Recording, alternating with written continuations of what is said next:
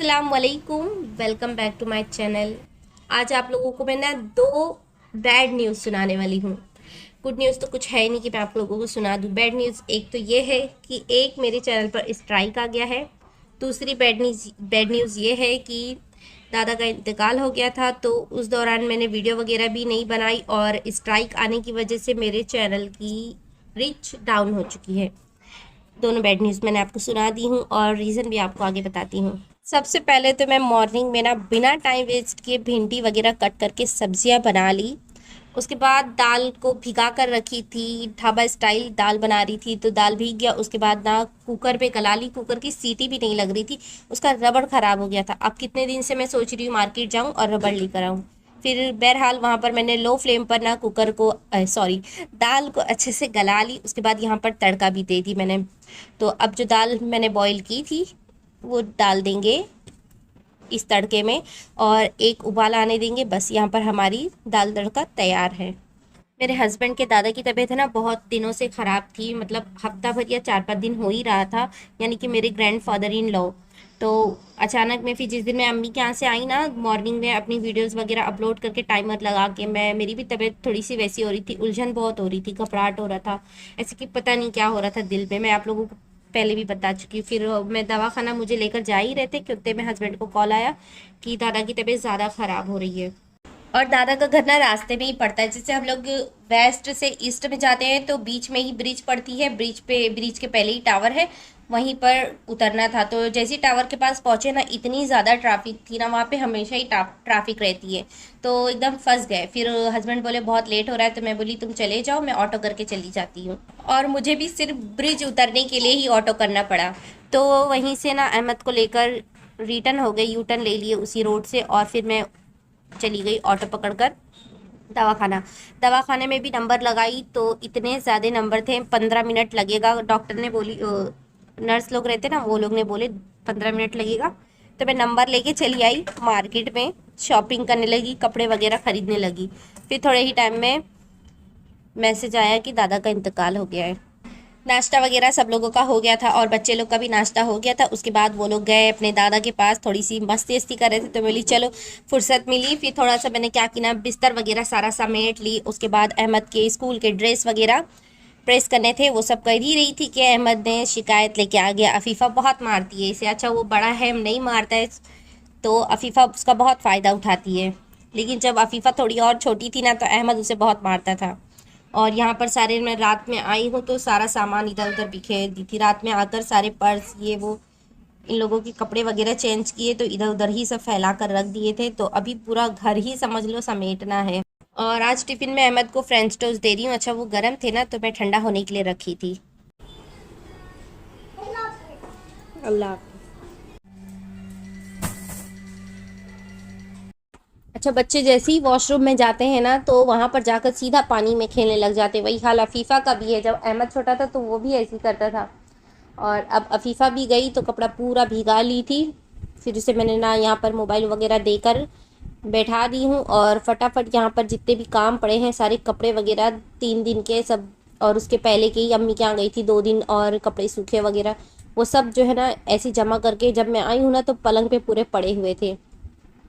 और फिर दूसरे दिन उसे मैंने आई तो पहले तो रात में उठाकर कबर्ड में ऐसे ही रख दी मैंने बिना घड़ी किए हुए। और फिर दूसरे दिन हादसा वो हो गया, इंतकाल हो गया। फिर उसके बाद से तो समझ लो ये सिर्फ जमा ही होते गए। तो मैं सोची अगर इसे अब नहीं करूँगी तो वैसे भी नहीं कर पाऊँगी। तो जो बच्चों के कपड़े हैं ना उसे हैंगर पर टंगा दूँगी, और जो हस्बैंड के मेरे प्रेस करने वाले हैं ना, वो इंशाल्लाह से शाम में वक्त मिलता है तो करती हूँ।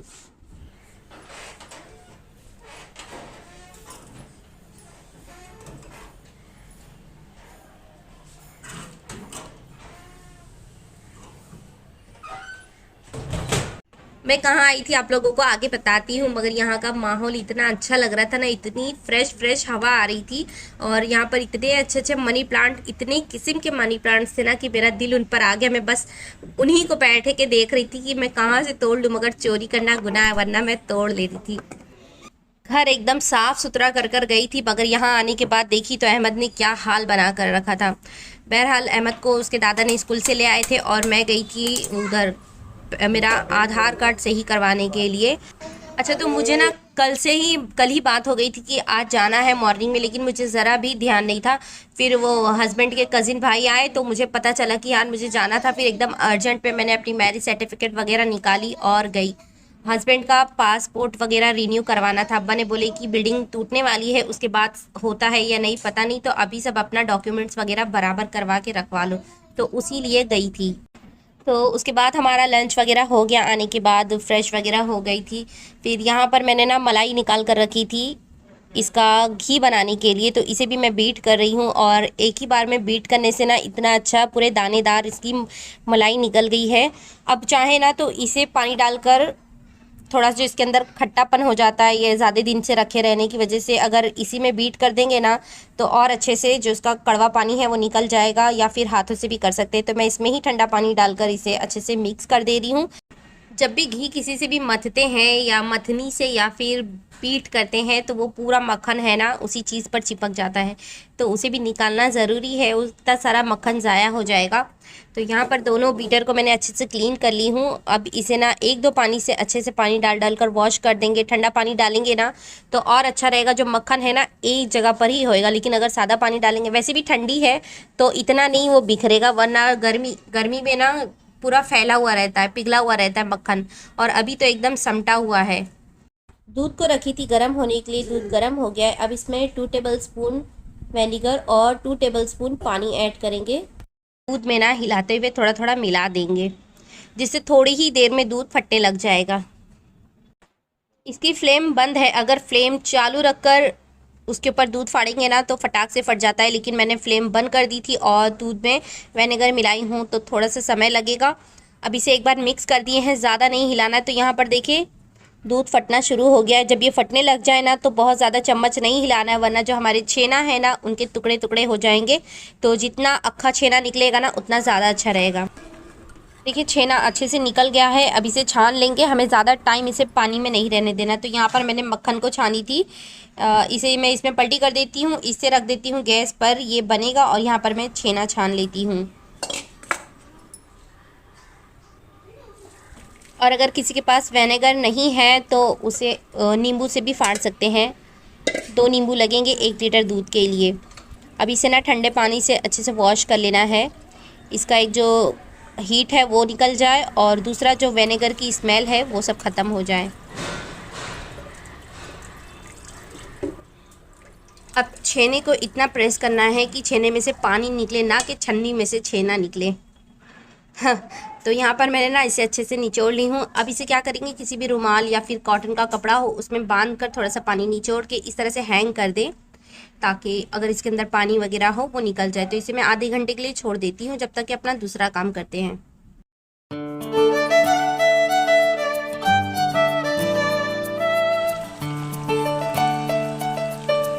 इसमें जब तक ना इस तरह की आवाज़ आती रहेगी समझ लें कि इसमें पानी है और इसे और पकाना है। लेकिन जैसी आवाज़ बंद हो जाती है ना समझ लें हमारा ये पक चुका है, इसमें पानी बिल्कुल भी नहीं है। फिर इसे निकाल लेना, वरना ये जो अभी इस तरह का ग्रीन ग्रीन कलर दिख रहा है ना, बाद में रेड रेड कलर हो जाएगा, मतलब कि घी जल चुकी है। तो देखिए घी बन चुकी है। अब इसे इसकी फ्लेम को बंद कर देते हैं और इसे थोड़ा नीचे उतार कर रखेंगे। उसके बाद है ना ठंडा होने के बाद इसे जार में पलटी कर लेंगे। इसकी अंदर जो है ना हीट बहुत ज़्यादा है, इसी वजह से ये जो छेना है ना ये पकते ही रहेगा और इसके अंदर जो कच्चा है ना ये सारा पक के रेड हो जाएगा। लेकिन अगर इसे पकाने के लिए हम फ्लेम पर रखेंगे ना तो ये बाद में बहुत डार्क हो जाएगा और घी का रंग भी चेंज हो जाएगा। अभी जब इसे जार में आप पलटी करेंगे ना तो इसका अच्छा सा कलर रहेगा। ये दोनों को ही इसका छाछ बना सकते हैं। इसे एक दिन फ्रीज में रखेंगे तो ये फ्रीज में या बाहर रखेंगे ना तो खट्टा हो जाएगा। फिर इसे इसका छाछ बना सकते हैं और उसे आटा गूंदने में इस्तेमाल कर सकते हैं।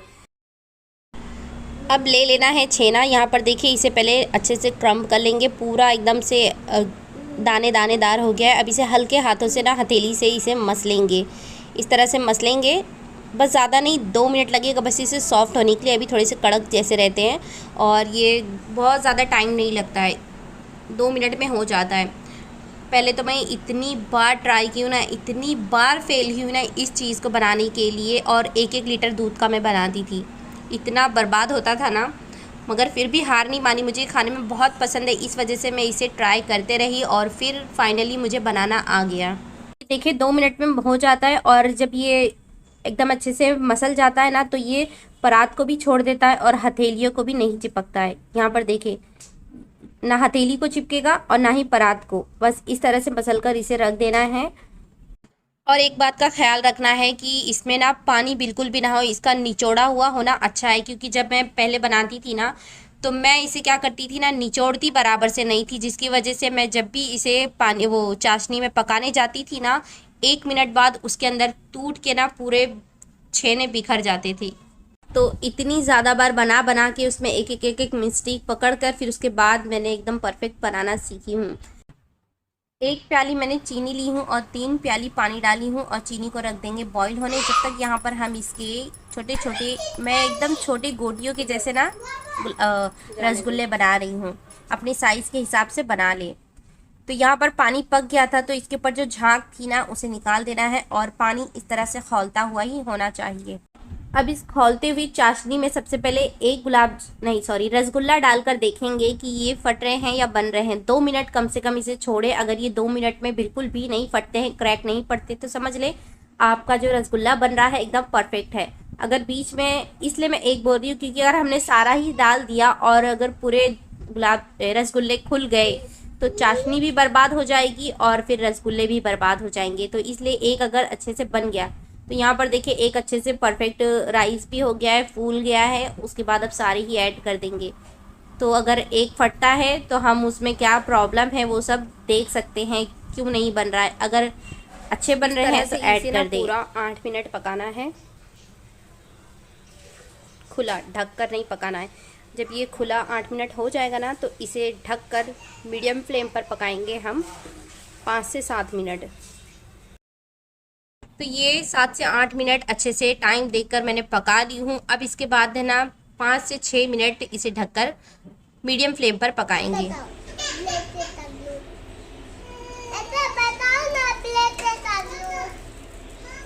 क्या ब्लू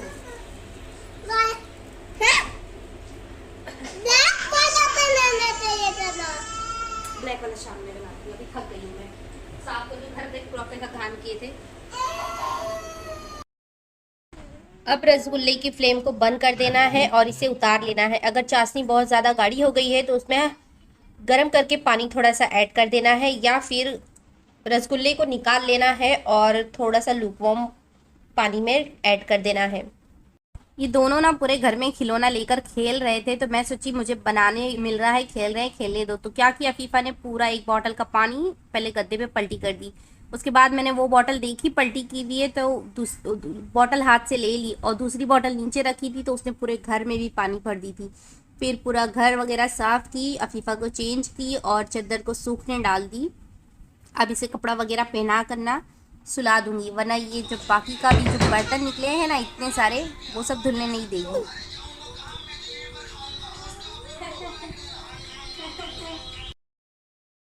अभी मैं अफीफ़ा के सर पे ना राई का तेल लगा रही थी।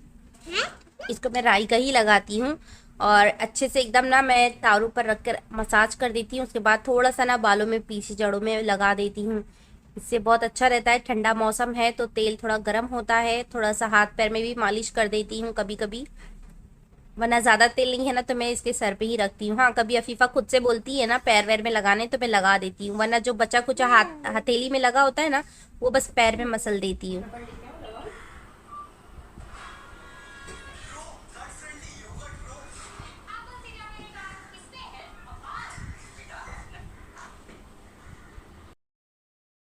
अफीफ़ा सो गई है और अहमद, अम्मी मैं 2 मिनट मोबाइल देखकर सो जाऊंगा, तो उसे मैं मोबाइल देकर आ गई हूँ। और यहाँ पर देखिए हम लोग तो थोड़े बहुत रसगुल्ले खा भी लिए हैं, थोड़े से जो बचे थे, तो मैं सोची क्यों ना इसका रस मलाई बना देते हैं, तो दोनों ही हो जाएगा, टेस्ट भी दोनों का मिल जाएगा। तो यहाँ पर मैंने क्या किया ना, थोड़ा सा दूध ले ली हूँ। अब दूध को गाढ़ा करने के लिए बहुत ज़्यादा दूध भी नहीं है मेरे पास और टाइम भी बहुत नहीं है, क्योंकि मैं अभी पानी वानी आने वाला है, 4 बजने वाले हैं, तो उससे पहले ही सब कुछ करने का है। तो यहाँ पर मेरे पास थे मिल्क पाउडर, तो उसे ऐड कर दे रही हूँ। उससे थोड़ा सा गाढ़ा भी हो जाएगा और मीठा भी हो जाएगा। तो मैं मिल्क में ना शक्कर वगैरह बिल्कुल भी नहीं डाल रही हूँ। अगर आपको डालना है तो थोड़ी सी चाशनी या फिर शक्कर डाल सकते हैं, क्योंकि थोड़ा गाढ़ा होना चाहिए। रबड़ी एकदम से गाढ़ा भी नहीं चाहिए, पतला ही रहता है। तो यहाँ पर इसमें मैंने मिल्क पाउडर ऐड कर दी हूँ। बस इसमें एक उबाल आने दूंगी। थोड़ा सा अगर आपके पास केसर है या फूड कलर, वो थोड़ा ऐड कर देंगे ना तो उसे ज़्यादा अच्छा लगता है। तो ये देखिए हमारे रसगुल्ले।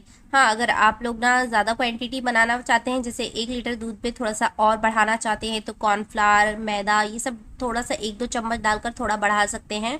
और मैंने सिर्फ छेना का ही बनाई हूँ। और यहाँ पर देखिए इसे मैं निचोड़ रही हूँ, फिर और ये पूरे चपटे हो जा रहे हैं, और फिर जैसे ही हम छोड़ेंगे तो वापस अपने शेप में आ जा रहे हैं। इतने परफेक्ट बने हैं। तो मैं सारे रस निचोड़ निचोड़ के ना इसे रख ले रही हूँ। इसमें अब हम ऐड करेंगे जो हमने मिल्क रेडी किया है ना, रबड़ी, वो ऐड कर देंगे।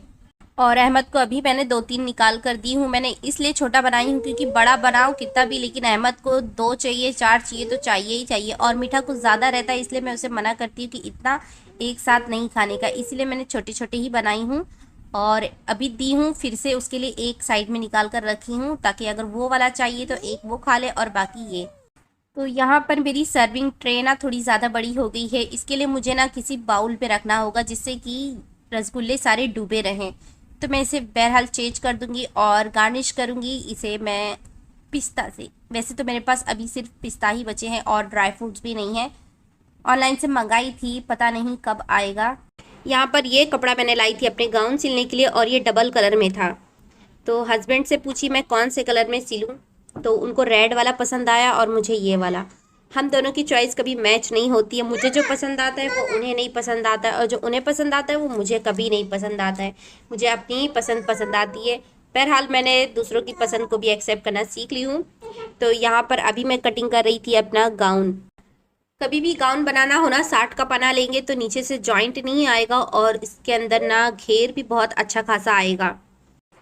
पेटी के लिए मैंने दूसरा कपड़ा लाई थी, और इसे देखकर मेरा ऐसा मन कर रहा था ना मैं अपनी एक कमीज और सिलूँ। फिर मैं सोची छोड़ो, अफीफ़ा के लिए एक गाउन बना लूँगी, सेम सेम डिज़ाइन भी कर लूँगी। तो अभी शाम हो चुकी है और मैं अभी प्रेस कर रही हूँ, और इतने सारे कपड़े हैं, प्रेस करने में 2 से ढाई घंटा आराम से जाएगा।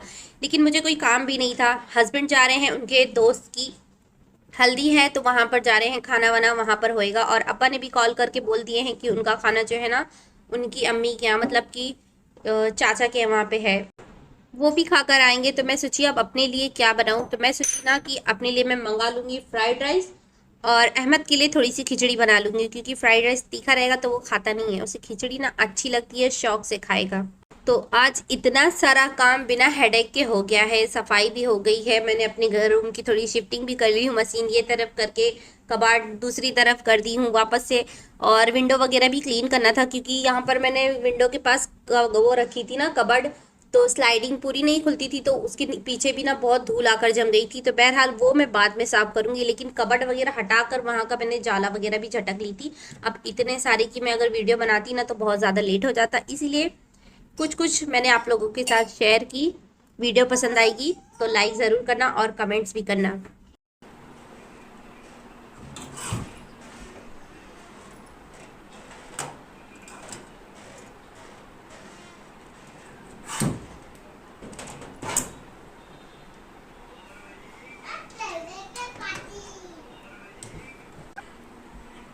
क्या आएगा?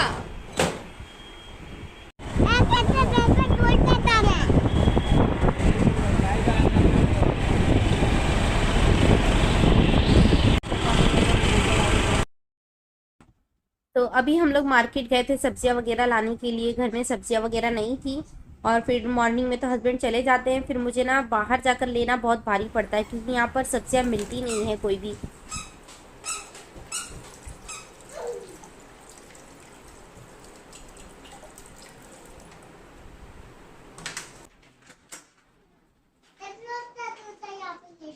ये लो, पलटी नहीं करना, उसमें करंट आता है, करंट आता है, करंट।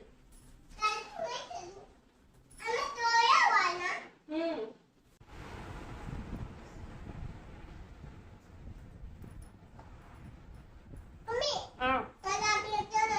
नहीं बस फीफा अच्छा है। खट्टा खट्टा है ना। अच्छा क्या बोलूं? तुमको बताओ कैसा लगा? बहुत खट्टा है। हाँ अच्छा है, चलो अच्छी बात है, अच्छा लगा तो खा लो। लाओ एक देखूं मैं भी। ये खाएंगे ना पता चलेगा अच्छा है कि नहीं।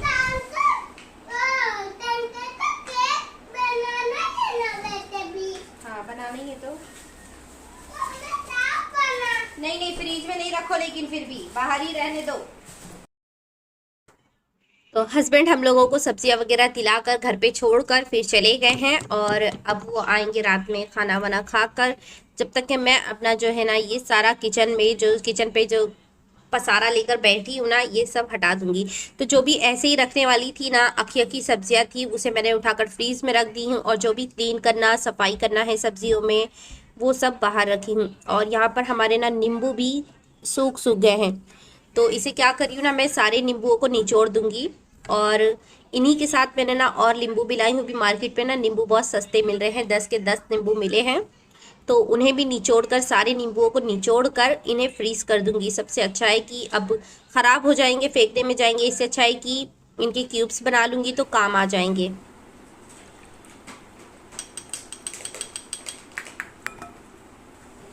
तो हमारे घर में जो फ्रीज में आइस ट्रे थी वो टूट गई थी, तो मैंने उसे निकाल कर और मेरे पास ये जो मोल्ड है ना, चॉकलेट मोल्ड, तो ये कैसा है, हिलता डुलता है, पिलपिला सा है, तो इसमें ना लिक्विड डाल के उठाना थोड़ा मुश्किल होता है, इसलिए मैंने इसे ना ट्रे के ऊपर रखी। थोड़ा सा नींबू बच गया था, तो यहाँ पर मैंने छोटी सी डॉगी नन्ही मुन्नी सी प्यारी सी कटोरी लेकर आई हूँ, उसके अंदर डाल दी बचा कुचा, और फिर भी बच गया था तो एडजस्ट कर दी हूँ सब पे थोड़ा थोड़ा सा। अब इसे रख देते हैं फ्रीज में।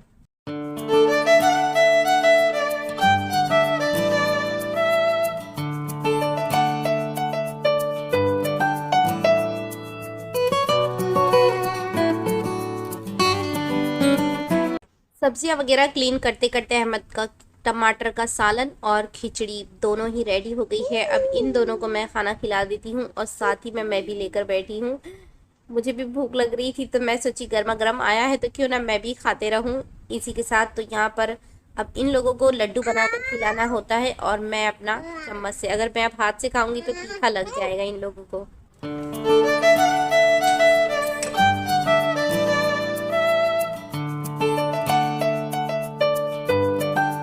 चलें नेक्स्ट वीडियो में मिलते हैं, जब तक के लिए अल्लाह हाफिज़।